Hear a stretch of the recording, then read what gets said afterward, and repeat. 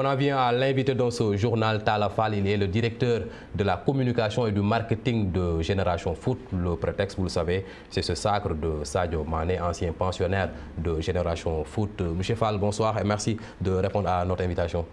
Merci Khalifa, c'est un plaisir aussi de voir ce que vous faites ici à La Belle TV. Quand même, j'ai été agréablement surpris de vos installations et de l'accueil aussi.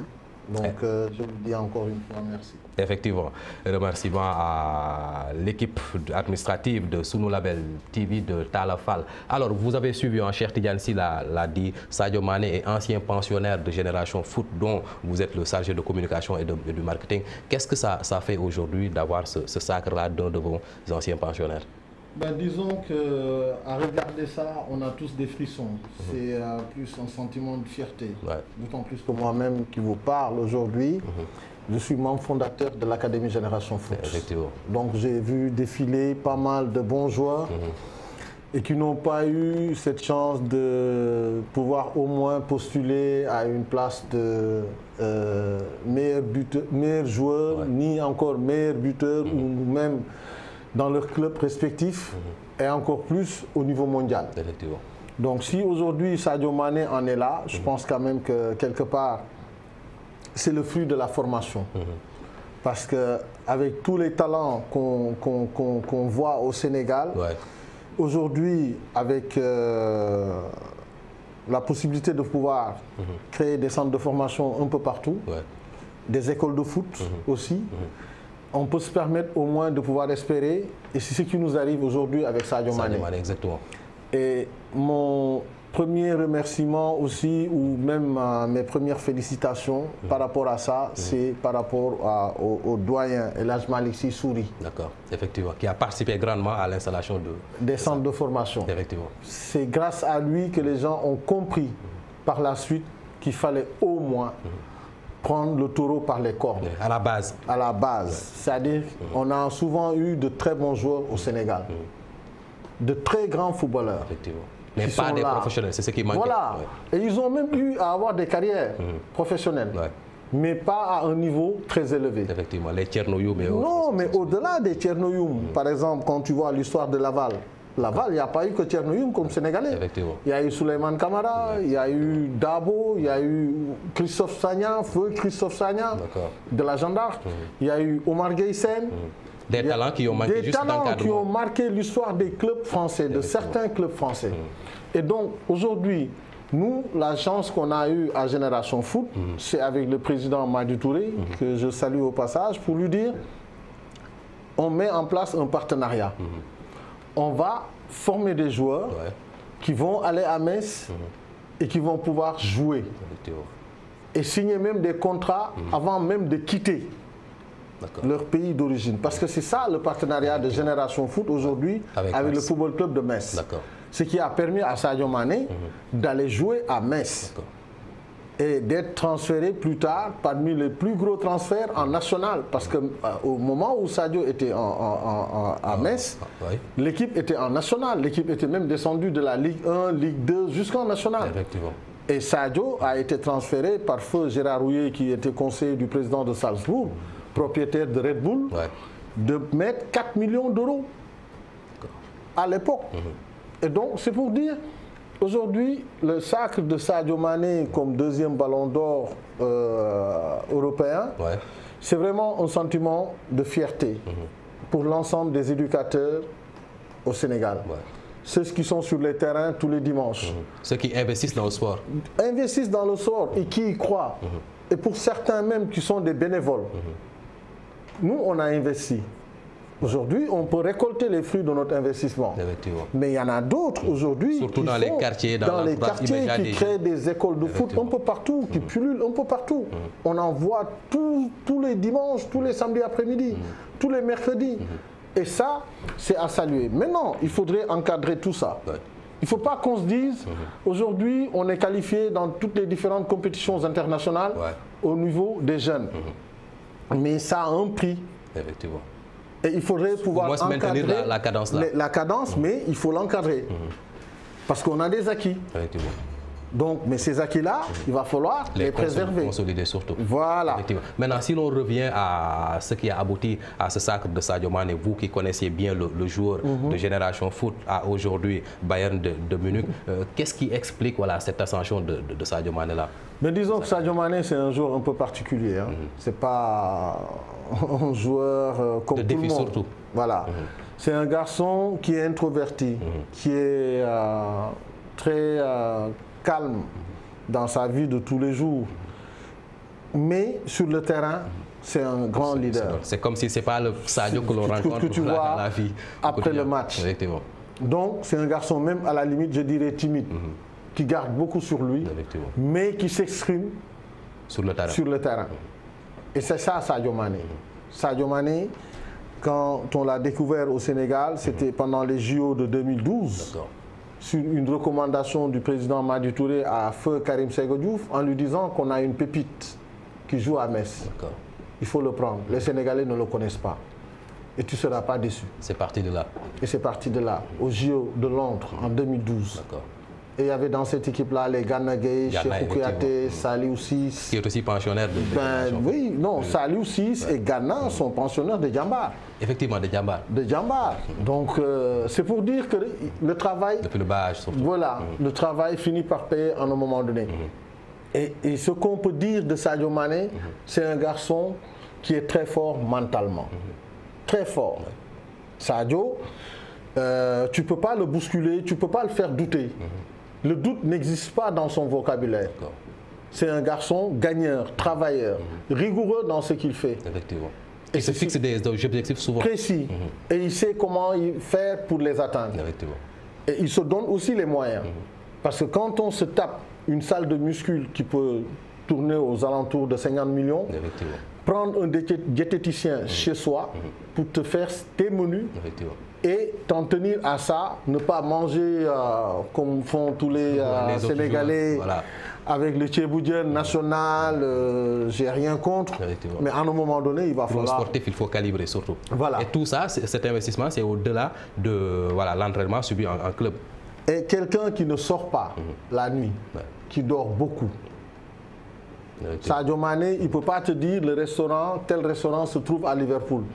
Parce que Madi a eu la chance d'aller le rendre visite à Liverpool en lui disant, ben tiens, il faudrait qu'on aille dîner après ton entraînement ou après ton match. Il lui dit, mais président, moi je ne connais pas de restaurant ici. Je mange toujours chez moi. Ce qu'il explique, c'est qu'à la cérémonie, il a été le seul à être accompagné par son chargé de communication. Tous les autres sont venus en compagnie de leurs épouses ou compagnes. Oui, c'est pour dire que le garçon, vraiment, il est à part de tout ça. Aujourd'hui, il a des objectifs précis et il s'en tient à ça. Donc pour moi, ce sont ces sacrifices-là qui payent. Parce que tôt ou tard, ça va payer. Parce que quand tu quittes Salzbourg, pour 12 millions d'euros pour aller à Southampton. De Southampton, tu quittes pour aller à Liverpool pour 40 millions d'euros. Et pourtant, les supporters de Liverpool n'y croyaient pas trop. Au départ, ils se disaient comment on peut investir 40 millions d'euros sur ce jeune Africain-là qui ne casse pas la baraque. Donc, et pourtant, ils l'ont regretté 6 ans après. Parce qu'il s'est forgé un mental de fer en se disant, moi j'ai mes objectifs, je sais là où je veux aller. Mais il y a aussi des sacrifices pour y arriver. À partir de ce moment, on se donne les moyens pour y arriver. C'est pas compliqué. Il suffit de se dire, la carrière, elle est courte, elle dure un certain nombre d'années. Il faut se sacrifier pour je me focalise sur ça et je m'en tiens à ça. Et Sadio Mané, c'est ce garçon-là.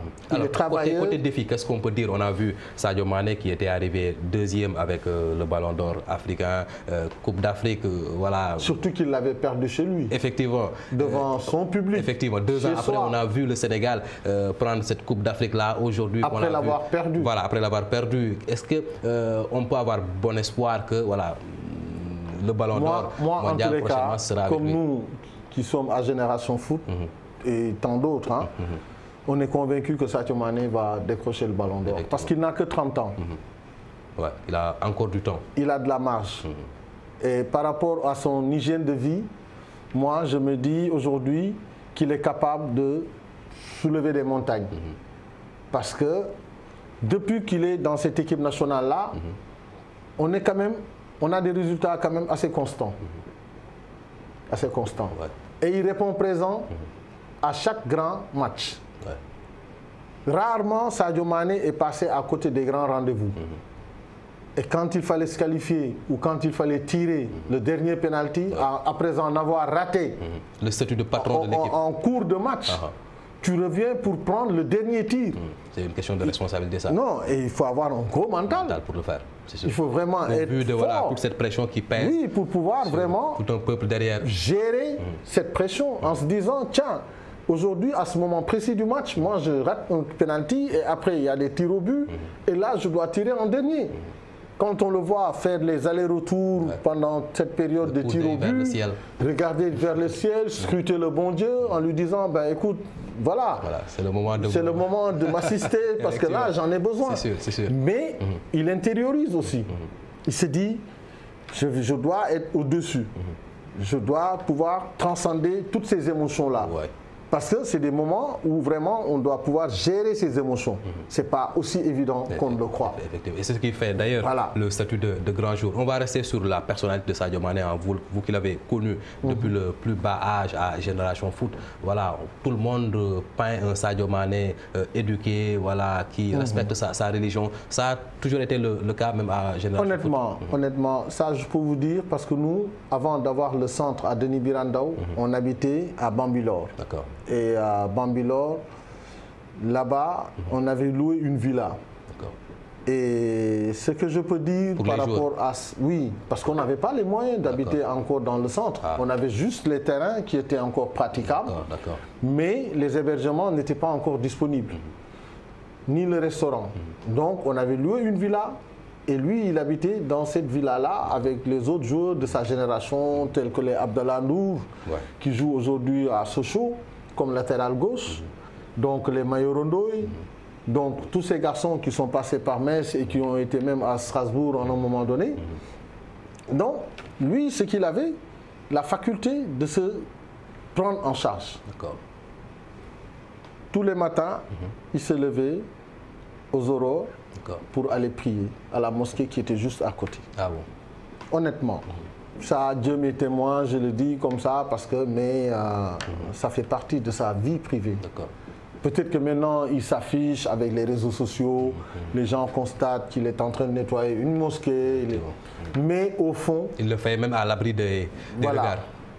Moi, je l'ai vu, en tous les cas, quand il est arrivé chez nous, il était régulier à la mosquée. D'accord. Mais maintenant, est-ce que ce n'est pas cette éducation-là qui l'handicape aujourd'hui? Le football aussi, c'est un business, c'est une économie. Est-ce que Sadio Mané n'a pas besoin aujourd'hui d'être un joueur qui perturbe toutes les hiérarchies pour ne serait-ce que bénéficier des autres publicités? On a vu avec les grands joueurs comme Cristiano Ronaldo qui gagnent beaucoup plus d'argent même sur la publicité que même sur le football, sur les réseaux sociaux. Sadio Mané qui est trop correct. Est-ce que là, il n'y a pas un effort à faire pour non, mais c'est pas à la personne Sadio de s'occuper de ça. L'encadrement. C'est son staff. Mais il y a sa personne, la personne des mais même, c'est-à-dire que ce sont ses collaborateurs avec son agent en premier. Surtout. C'est lui qui doit s'occuper de ça. En faire un produit vendable. En faire un produit, son responsable de com. C'est à eux de définir une stratégie pour pouvoir vendre l'image de Sadio Mané.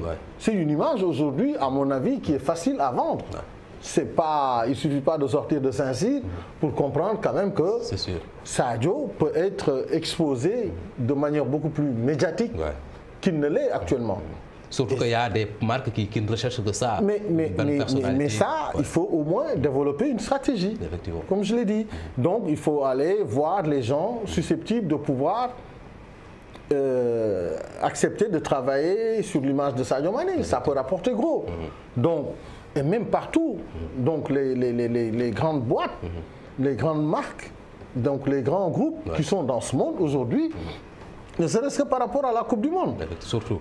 Aujourd'hui, par exemple, un groupe comme Coca ou des compagnies d'assurance, les banques... On a vu Khaby Lame qui est en train de gagner beaucoup d'argent au niveau du Qatar. Voilà, donc ça, c'est possible. Mais il faut avoir une bonne politique stratégique et pouvoir proposer à ces différents sponsors qu'il est possible de travailler avec Sadio Mané. Parce que ce n'est pas à lui. Lui, ce qu'il fait, il le fait très bien sur le terrain. C'est sûr. Honnêtement. Et il respecte, il soigne au moins son image. Non, il le fait très bien. Maintenant, aux autres de faire leur job aussi. Exactement. C'est pas seulement d'attendre des commissions pour après dire oui, non, on a transféré. C'est facile ça. Effectivement. En tout cas, notre confrère Bakary aura vraiment entendu ces observations. Absolument. Maintenant, on a entendu aussi Sadio Mané à une semaine de cette cérémonie-là faire une déclaration en faveur de Karim Benzema. Est-ce que cette déclaration aussi n'a pas favorisé Benzema à son détriment? Non, du tout. Du tout. Je pense que Sadio, il a compris à un moment donné que les dés étaient pipés. Depuis la finale de la Coupe de la Ligue des Champions. S'il avait gagné cette finale-là, lui-même, il serait sûr de pouvoir gagner le titre du meilleur ballon d'or européen. C'est sûr. Voilà. Donc, pour lui, c'est un garçon fair play. Il ne se prend pas la tête. Il se dit, je vais y arriver. Parce que des icônes du football africain, il y en a, et qui n'ont pas eu ce qu'il a eu aujourd'hui. Donc, pour lui, il a rampé. Vous savez, Sadio, c'est quelqu'un qui est travailleur, qui est rigoureux dans ce qu'il fait. Et s'il a été 4e à un moment donné, aujourd'hui, il est 2e. S'il a perdu une finale de Ligue des Champions, l'année d'après, il l'a gagné. S'il a perdu une finale de Coupe d'Afrique, l'année d'après, il l'a gagné. Donc, il ne se prend pas la tête. Aujourd'hui, il se dit, je suis entièrement satisfait du travail que j'ai fait. Il avance sûrement, en tout cas. Mais il avance sûrement et à pas feutrer. Et maintenant, qu'est-ce qui explique, vous l'avez dit, l'Afrique regorge de talents qui peuvent s'exprimer sur ces podiums-là. Pourquoi, depuis 1995, après ce sacre de Georges Weah, Sadio Mané et cette deuxième personnalité africaine qui monte sur le podium, qu'est-ce qui cloche sur le football africain dans l'ensemble? Vous savez, aujourd'hui, nous tous, on a fait un constat. On a eu pas mal de joueurs, comme je vous l'ai dit tout à l'heure, des icônes du football africain et je dirais même du football mondial. Pour ne citer que Didier Drogba. Didier, il a été 4e, mais il n'a pas pu être après 2e, ni 1er. Donc, il s'est arrêté là. Mais par contre, ce qui fait la différence, c'est la continuité, la constance. Et Sadio est constant et il est régulier. Et c'est ça la différence. Ce sont de grands joueurs, des Samuel, des Didier, et tant d'autres, on peut en citer. Mais ce qui fait la différence, c'est la constance dans l'effort. Continuer à être performant tous les jours. Et ça, je pense que c'est ce qui lui vaut aujourd'hui cette récompense de 2e place. Parce qu'il aurait pu se contenter d'avoir juste la 4e place. Ou même d'être nominé dans cette compétition. C'est déjà pas mal. Mais il est exigeant en lui-même.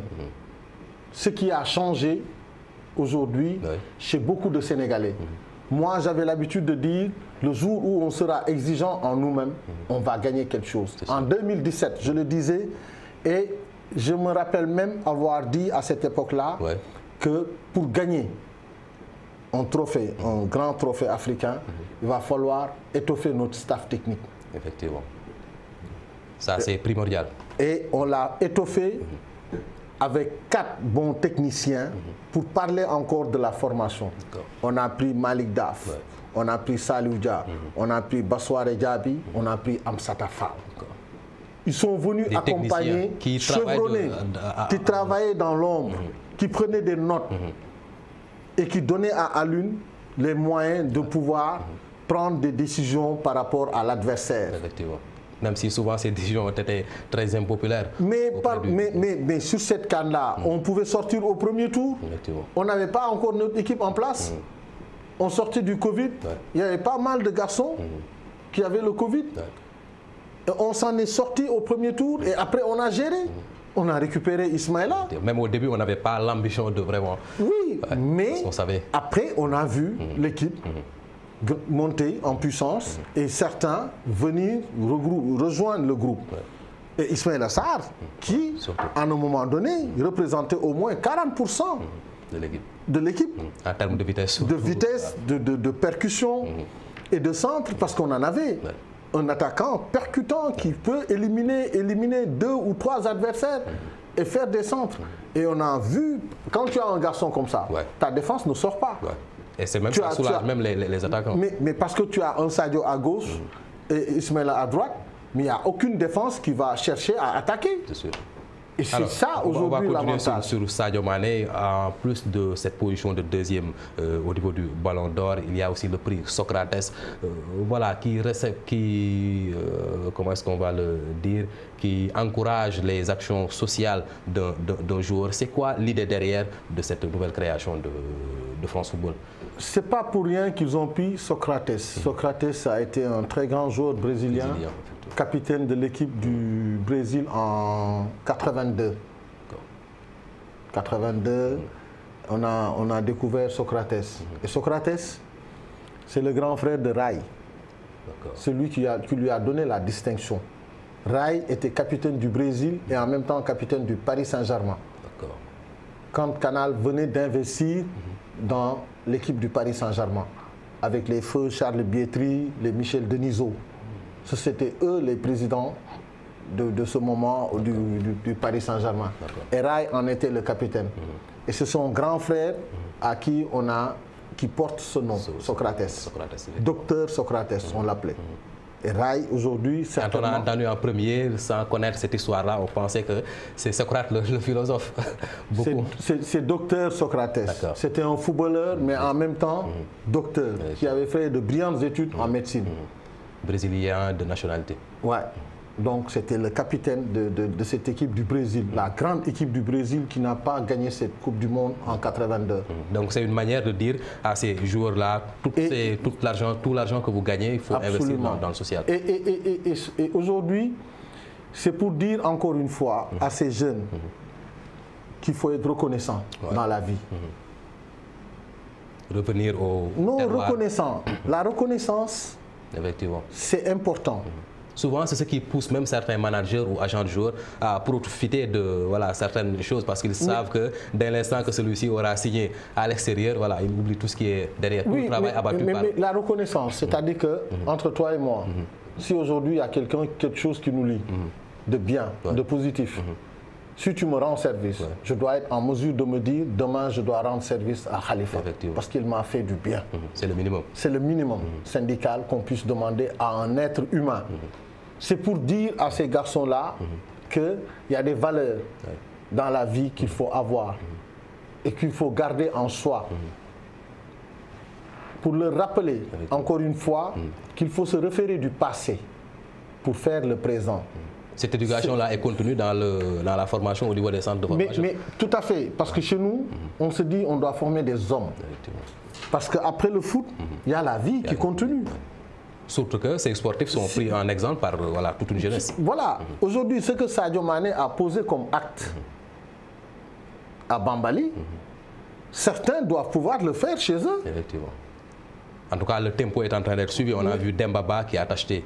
Mais au-delà de Dembaba, Dembaba, ce que les gens ignorent, c'est que Demba a fait lever des fonds quand il était à Chelsea pour l'Empire des enfants. D'accord. Au Sénégal. Bravo. Demba. Il l'a fait. Et ça n'a pas fait beaucoup de bruit, mais il l'a fait. Et ça a permis à l'Empire des enfants de se doter d'un siège fonctionnel et qui leur appartient aujourd'hui. À la Médina. À la Médina. Exactement. Ça, Dembaba l'a fait. Mérite d'être... et Gorgui Sidien aussi continue à faire des choses. Et Sadio Mané aujourd'hui en est aussi le parfait exemple. C'est-à-dire que tous ces garçons-là doivent pouvoir s'inspirer de ceux qui sont là et qui sont en activité. Demba, revenir dans son milieu naturel, acheter un club, c'est normal. Mais se donner du temps pour penser que je peux encore donner, organiser une soirée pour faire lever des fonds et remettre aux dirigeants de l'Empire des enfants, tenez, ça va vous permettre de pouvoir entretenir tous ces garçons qui sont dans la rue et qui sont perdus. Moi, j'ai été à Bambali, j'ai vu ce que Sadio Mané a fait là-bas. Et tant d'autres peuvent le faire. Maintenant, Il suffit d'avoir la volonté et l'envie de pouvoir aider. Parce que ça, c'est un minimum. Ces garçons-là, ils gagnent énormément d'argent. Beaucoup même. Beaucoup. Et ils peuvent au moins prendre une partie et pouvoir se le partager avec des parents, des amis, des voisins. Ouais. Voilà, c'est ce que la nation attend d'eux. Voilà, c'est la nation qui attend d'eux ces actes-là, qu'ils les posent, que les gens puissent s'en inspirer, faire des choses dans la vie. Est-ce que là, avec ce prix-là, Socrates, on peut attendre de Sadio Mané une fondation, par exemple, pour mieux participer à ces levées de fonds beaucoup plus... Mais c'est ça l'objectif. Ouais. C'est au moins de leur montrer la voie à suivre.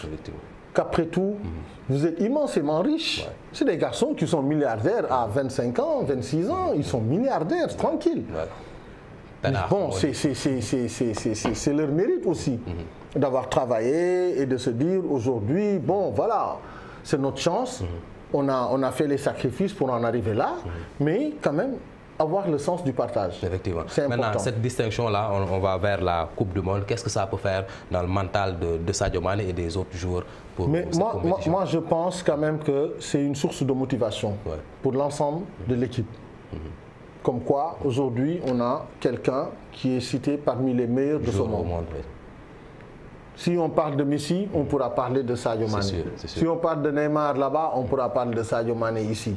Si on parle de Mbappé, on pourra parler de Sadio Mané. C'est une fierté pour nous tous. Donc, en tant que Sénégalais, on est fiers d'avoir un joueur qui est reconnu mondialement. Mondialement. Parce que, quoi qu'on puisse dire, c'est-à-dire que lui, il continue à progresser. À écrire l'histoire surtout. Voilà. Et c'est le nom de Sénégal qui est souvent cité à chaque fois qu'on cite. À chaque fois qu'on parle du Sénégal. Autre actualité aussi, c'est voilà, ce voyage du nouveau ministre des Sports, Yankhoba Diattara, qui annonce l'envoi de 300 supporters au Qatar. Ce n'est pas minime par rapport à l'ambition. Ben, écoutez, moi, je me dis quand même que l'État a assez fait pour les supporters. Parce que ce sont des supporters qui sont tout le temps pris en charge. Dans d'autres pays, ce n'est pas le cas. Honnêtement, les supporters achètent d'eux-mêmes leur ticket de transport. Mais le deuxième gain, quand même, c'est le minimum qu'on peut se faire pour... Oui, mais il y en a des dizaines... Mais attendez, moi je ne suis pas contre. Mais qu'ils aillent voir des partenaires privés. Pourquoi attendre tout le temps que ça vienne de l'État? Les partenaires privés sont là quand même pour ça. Surtout que c'est des groupes de supporters qui sont très appréciés par les... Oui, mais même si on aime bien le 12e Gaïndé, on aime bien Allez Casa, mais aujourd'hui, quand ils sont aussi bien organisés que ça, ils doivent pouvoir aller chercher des partenaires privés. C'est dire, on va travailler, d'ici 4 ans, il y aura une Coupe du Monde. Dans 2 ans, il y aura une Coupe d'Afrique. Est-ce que c'est pas là que des ressources humaines du sport comme vous devez intervenir pour apprendre mais c'est ça aussi. Aux gens que le sport, c'est une industrie quand même. C'est une économie. Effectivement. C'est une économie. Il ne faut pas sous-estimer ça. Quand tu vois les supporters dans d'autres continents, ils s'organisent. Ils prennent les devants. Ils travaillent. Ils cotisent. Ils ont des cartes de membres. Ils se donnent les moyens de les assister tous les matchs. Ils prennent des cartes de membres et ils ont droit au chapitre. Et ça, c'est la première des règles. Avoir une carte de membre dans les clubs. Ce n'est pas seulement avoir des cartes de membre en équipe nationale ou de se faire prendre en charge tout le temps par l'État. On a besoin d'être supporté quand on joue un match. On a envie de sentir un public nous pousser à nous surpasser. C'est très bien. Mais encore faudrait-il que les gens pensent quand même que les premiers pas. Voilà, nous on a pu cotiser pendant toute la saison parce que la Coupe d'Afrique c'est quoi? C'est tous les 2 ans. Oui, c'est sûr. En 2 ans on peut faire. Voilà, on peut au moins cotiser soi-même. Parce que toi en tant que supporter, quand tu veux aller aujourd'hui en Coupe du Monde, ça va sortir de ta poche. Beaucoup de temps à l'avance. Voilà. Et quand tu vas aller à Abidjan en 2024, tu vas sortir de ta poche en te disant j'ai envie d'aller voir mon équipe. J'ai envie de contribuer moi-même.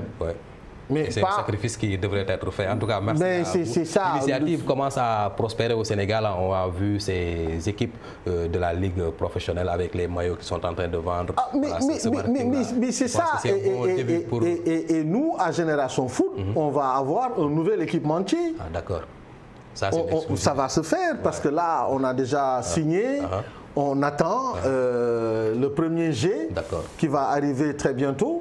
Et c'est comme ça qu'on peut développer le sport. On ne peut pas tout le temps attendre que ça vienne de l'État. Il faudrait que nous-mêmes, qu'on puisse nous se prendre en charge. Non, qu'on se prenne en charge. Les choses. En tout cas, faire bouger, parce que c'est ça la réalité aussi. Talla Fall, je rappelle que vous êtes le chargé de la communication et du marketing au niveau de Génération Foot. Merci d'avoir été avec nous pour parler de ce sacre de Sadio Mané. Merci encore, Khalifa, de l'invitation. Effectivement. Merci. Un grand plaisir d'avoir été avec Talla Fall. Nous avons parcouru toute cette information avec la cérémonie de remise du Ballon d'Or France Football 2022. C'est la fin de ce journal que nous avons eu le plaisir de vous présenter. L'information se poursuit avec la focale. Merci de nous avoir suivis. À demain 20h. Bonsoir.